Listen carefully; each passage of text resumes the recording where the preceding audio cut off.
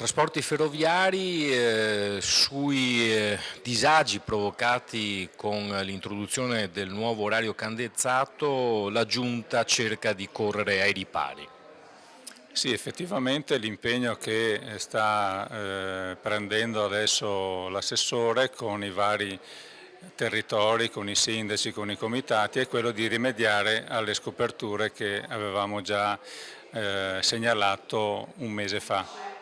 Quindi va dato atto di questo impegno, ma c'è un problema legato alla carenza di risorse per poter garantire che il servizio, anche aggiuntivo in alcune situazioni particolari, venga garantito.